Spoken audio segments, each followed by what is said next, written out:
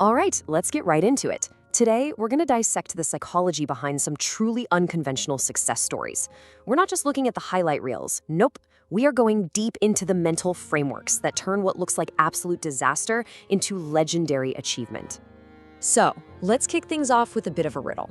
I want you to picture three people who are, by all accounts, at the very bottom. You've got a PhD dropout sleeping on his office couch, an inventor who's gone 17 years without a single dime of income, and a single mother clinically depressed and living on welfare.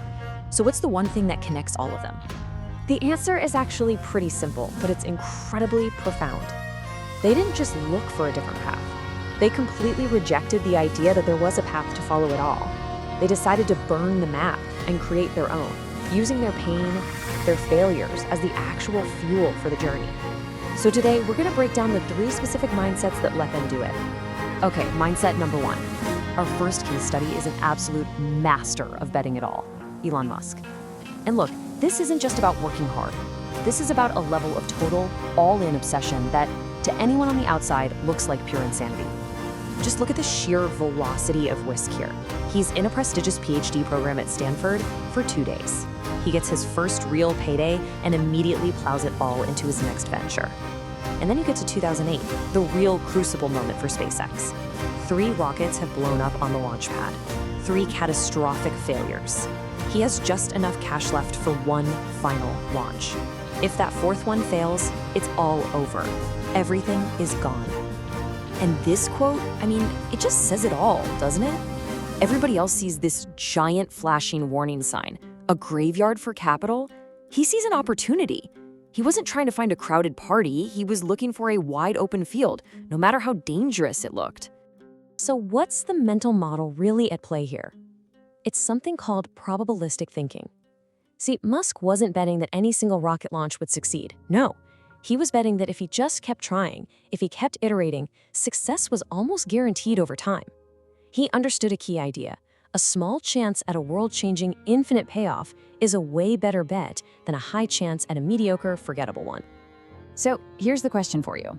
The next time you're looking at a long shot, something with maybe a 10% chance of success, don't just fixate on that number. Ask yourself, what's the asymmetry? Is the potential win so huge, so massive that it completely justifies the risk of things not working out? All right, let's switch gears. We're moving from the explosive, fast-paced risk of rockets to the slow, grinding, relentless persistence of our next master, James Dyson, and his absolutely staggering number of failures. Seriously, just let that number sink in for a second. 5,126. That's how many prototypes he built that just didn't work. This took 17 years. 17 years with zero income from this project, while his wife supported the family on a teacher's salary. Most of us would have quitted prototype number 5, maybe 10. Never mind 5,000. Dyson's real genius wasn't just in his engineering. It was in how he completely reframed the idea of failure itself. For him, a busted prototype wasn't some tragic dead end. No way. It was just a new piece of data. It was one more pixel filling in the final picture of what success would look like. And this thinking leads to a really powerful, practical tool you can use. It's called failure budgeting. So instead of dreading failure, you actually plan for it. You decide right at the start, okay, for this project, I am willing to fail 50 times. And suddenly, every rejection, every setback, it's not a surprise that knocks you off course. It's just you checking another box on your way to hitting your quota. And you can literally apply this right now.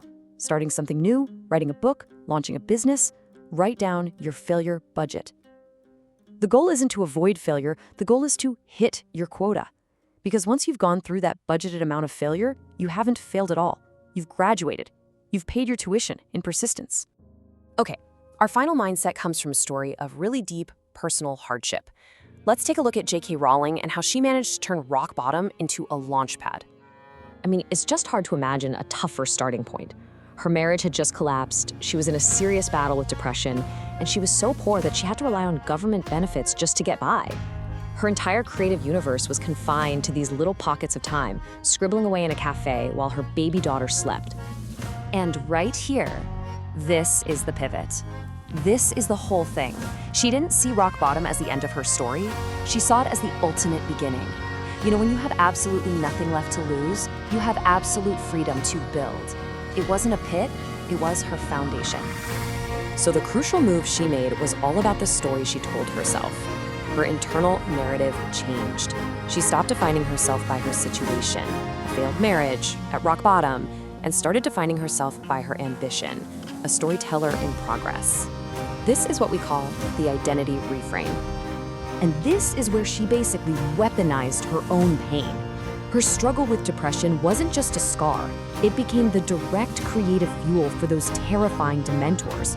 Her real-life experience with poverty, that helped her create the loving, resourceful, but poor Weasley family. Every single hardship became a lesson. It became a chapter in her own personal syllabus for life. So here we are. We've got 3 totally different stories, right? A tech billionaire, an industrial designer, and one of the most beloved authors of all time. But when you lay their mindsets side by side, something amazing happens. A clear, unified framework starts to emerge. And here it is. You could call it the master algorithm. Step 1, choose all-in obsession over trying to optimize for comfort. That's the Musk mindset. Step 2, build your resilience by literally budgeting for your failures, just like Dyson. And step 3, when you inevitably hit rock bottom, you reframe your entire identity around that struggle, just like Rowling did. And this, right here, is the fundamental difference. The conventional playbook says you quit after a few setbacks. 3 strikes, and you're out. But the master's playbook understands that the real breakthroughs, the big wins, are often waiting on the other side of thousands of failures. What looks like the finish line for most people is just the warm-up for them. So we'll end with a question that's just for you. Take a look at your own setbacks, your own failures, your own scars. They're not just marks of pain, they are your unique syllabus. They are your personal curriculum for growth. And the only question left is, what are you gonna let them teach you?